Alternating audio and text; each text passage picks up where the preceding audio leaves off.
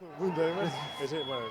Berak esan duzten, ¿sabes? Es que Es no. lo que se ha hecho toda la vida. Se dago loco en Interlapó todo el día, porque tiene unos ojos De salida. aparte de muy claros y eso, tiene así como... Amaia, Pako, eta gero zu. Eguerdion, ongi etorriak, eskerrik asko agerraldi honetara etortzeagatik. Gaurkoan, Josu Zabala Salegi, Basajaun, heriotza argitzeko saiakera egiteko ekimen berri baten berri eman nahi dizuegu. Nere ondoan ditut, Nerea Zabala, Josuren arreba, Pako Aristi, idazle, kazetari eta ikerlaria, eta Ander Lizarralde, gure bazterrak elkarteko ordezkaria, eta ni Amaia Ardozia, Ilunpetik Argira elkarteko kidea. Basajaunen gorpua, 1977ko Basajaunen gorpua 1977ko urteko martxoaren 27an agertu zan Debako Punta Mendata parajean. Bertsio ofizialak bere buruaz beste egin zuela batzi bazuen ere, ezagutzera eman ziren datuak zalantza handiak eta arrazoizkoak sortu zituzten bertsio honi egiazkotasunari dagokionean. Auzia esan behar bezala argitu. Eta 29 urte beranduago, zalantza horiek ez dira argitu. Horregatik jaio da Josu Zabala Salegi Basajaun, egia Ilunpetik Argira herri ekimena. Basajaunen heriotzaren inguruan dauden itzalak argitzeko erronka hartu du Pako Aristi idazle eta kazetariak. Eta Oñatiko gure bazterrak elkarteko kideak lagunduko diote. Auzi honetan argi pixka bat egiteko ezinbestekoa izango da herritarron laguntza. Modu berezian 1987ko urteko martxoaren 23an hemen Bilbon bertan izan zen korrikaren amaiera jaialdira etorri ziren milaka herritarrei oroimen ariketa bat egitea eskatzen diegu. Josuren desagerpena eta heriotzarekin zerikusia izan zezaketen edozein gauza ikusi bazuten gurekin harremanetan jartzea eskatzen diegu. Horretarako, helbide elektroniko bat eta telefono bat daukagu. Helbidea basajaun1987@gmail.com da eta telefono zenbakia 655 836 6183. Eguerdion eta ongi etorriak agerraldi honetara etortzeagatik eskerrak ematen dizkiotzugu. Gaurkoan Josu Zabala Basajaun heriotzaren inguruan argitzen laguntzeko sortu den ekimen baten berri aurkeztu nahi dizuegu. Nere ondoan ditut, Nerea Zabala, Josuren arreba, Pako Aristi, idazle, kazetari eta ikerlaria, eta Ander Lizarralde, gure bazterrak elkarteko ordezkaria. Eta ni, Amaia Ardozia, Ilunpetik Argira elkarteko kidea. Basajaunen gorpua 1987ko urteko martxoaren 27an agertu zan Debako Punta Mendata parajean. Bertsio ofizialak bere buruaz beste egin zuela ebatzi bazuen ere, ezagutzera eman ziren datuak zalantza handiak eta arrazoizkoak sortu zituzten bertsio honen egiazkotasunari dagokionean. Auzia zen behar bezala ikertu, eta 29 urte geroago zalantza horiak ez dira argitu. Horregatik jaio da Josu Zabala Basajaun egia Ilunpetik Argira herri ekimena. Basajaunen heriotza inguruan dauden itzalak argitzeko erronka hartu du Pako Aristi kazetaria, Oñatiko gure bazterrak elkarteko kideen laguntzarekin. Auzi honetan argi pixka bat egiteko ezinbestekoa izango da herritarron laguntza. Modu berezian 1987ko martxoaren 23an hemen Bilbon bertan izan zen korrikaren amaiera jaialdira parte hartu zuten milaka herritarrei oroimen ariketa egitea eskatzen diegu. Josuren desagerpena eta heriotzarekin zerikusia izan zezakeen zerbait ikusi bazenuten gurekin harremanetan jartzea eskatzen dizuegu. Harremanetarako helbide elektronikoa eta telefonoa hauek ditugu. Basajaun, 1997 eta telefono zenbakia 655-836-1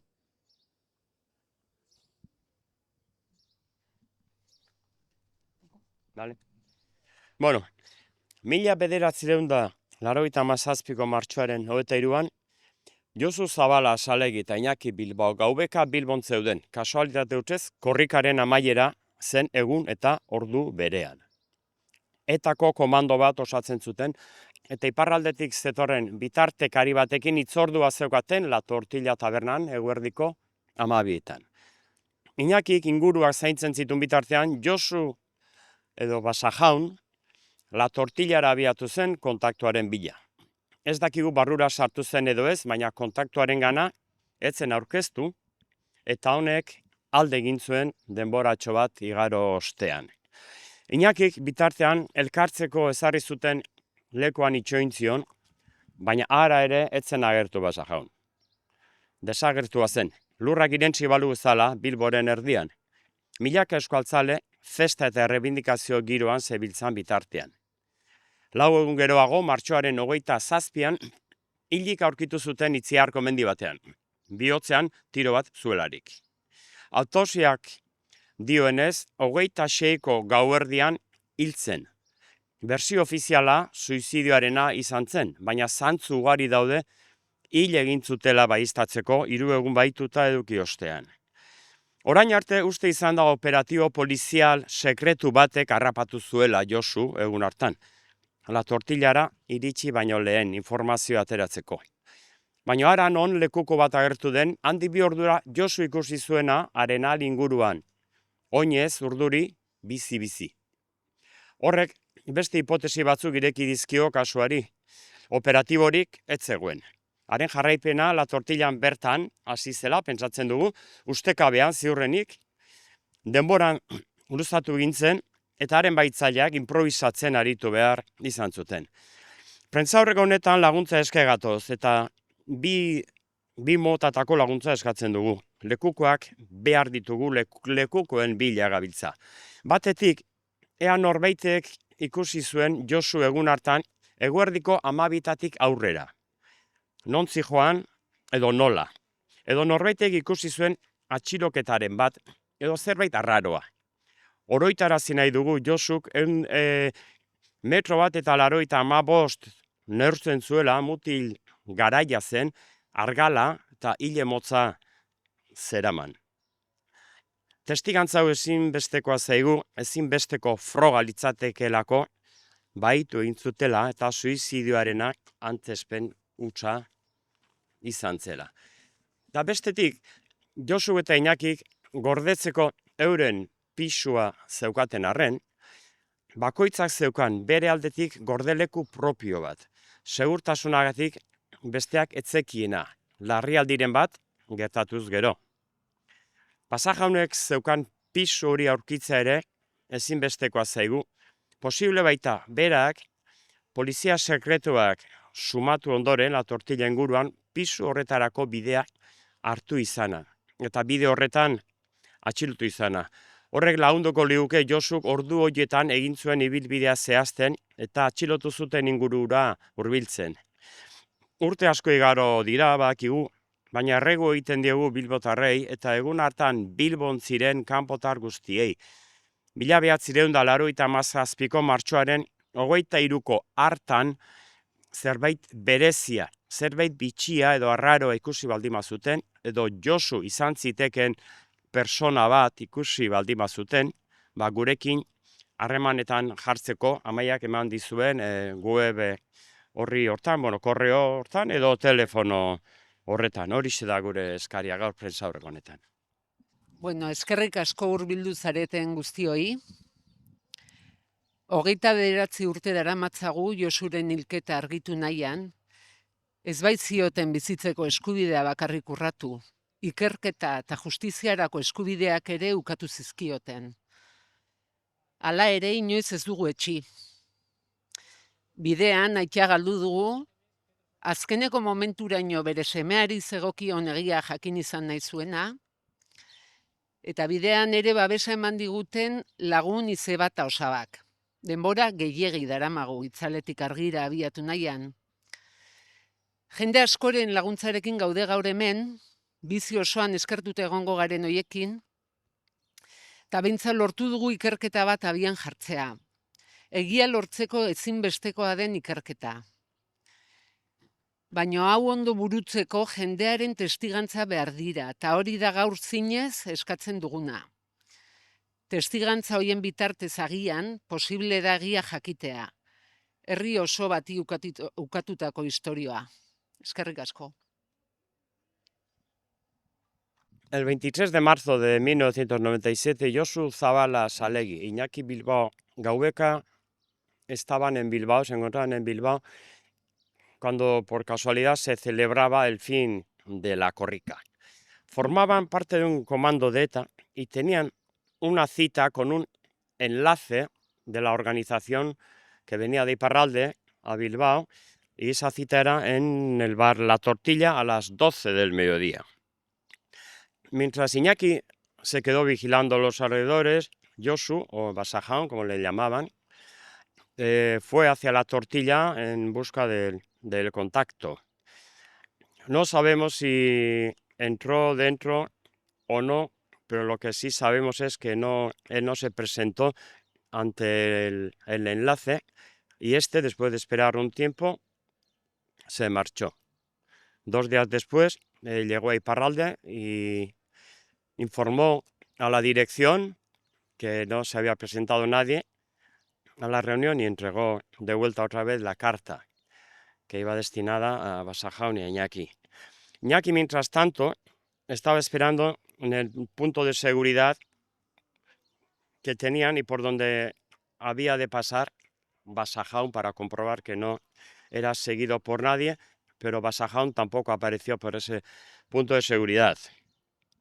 Había desaparecido, como si se le hubiera tragado la tierra en medio de Bilbao, mientras miles de euskaltzales celebraban la corrica en un ambiente de fiesta y de reivindicación. 4 días después, el 27 de marzo, encontraron a Basajaun muerto en un monte de Itziar con un tiro en el corazón. Según la autopsia, murió el día 26 hacia las 12 de la noche, hacia la medianoche. La versión oficial fue que se había suicidado, pero hay bastantes indicios que prueban que no es así, que seguramente fue secuestrado durante 3 días ilegalmente y después fue asesinado. Hasta ahora se creía que había un operativo policial secreto que había llevado a cabo el secuestro de Josu antes de que llegara al bar La Tortilla. Pero ha aparecido un testigo que asegura que vio a Josu 2 horas después de la cita, esto es hacia las 2 del mediodía, por ahí, cerca del Arenal. Él iba caminando, un poco nervioso, inquieto, se miraron, se reconocieron mutuamente, no se saludaron y Josu desapareció entre la gente. Esto ha abierto otras hipótesis al caso.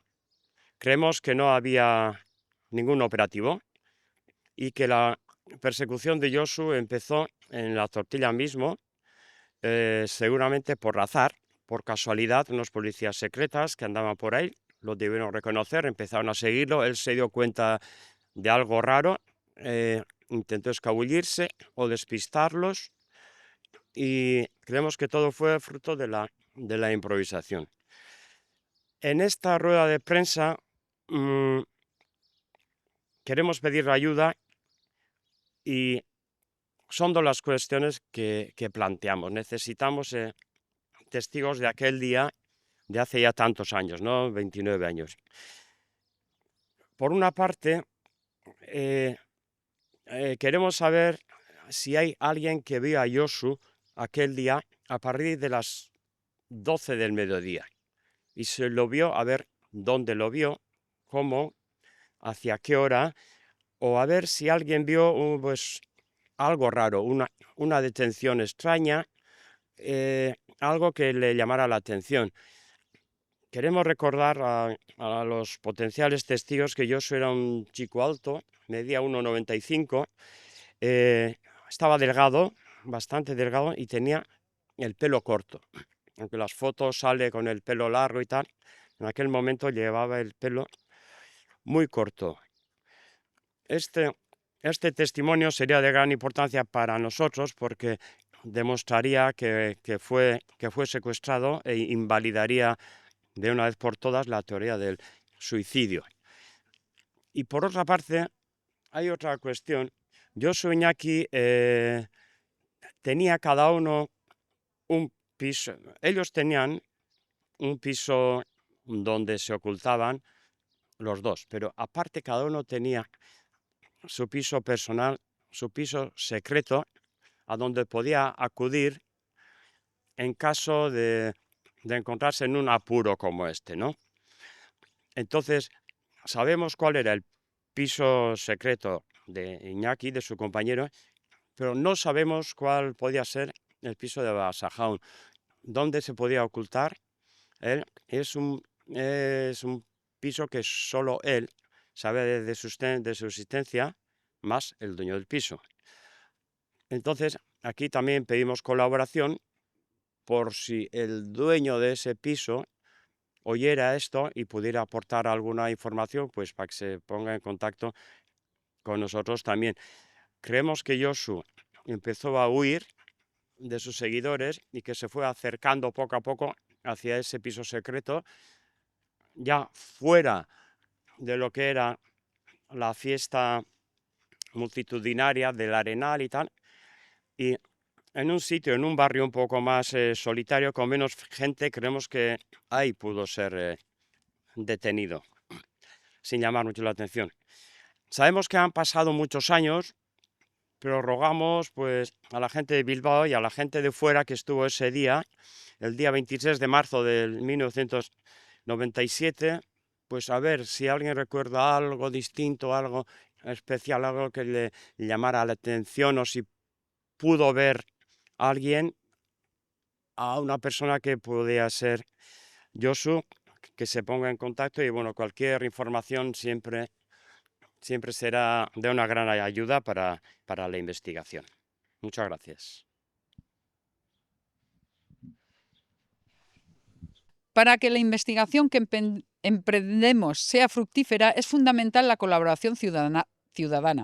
En especial, pedimos a las miles de personas que participaron en la jornada final de la edición de la Corrica que se celebró aquí en Bilbo el 23 de marzo de 1997, a que hagan un ejercicio de memoria y nos hagan llegar cualquier información que pueda ser útil para esclarecer los pormenores de la desaparición de Josu ese día en Bilbao y su posterior fallecimiento.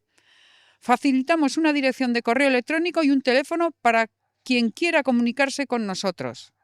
El correo es basajaun1997@gmail.com y el número de teléfono es el 655 83 6183. Repito, la dirección de correo electrónico basajaun1997@gmail.com y el número de teléfono 655 83 6183.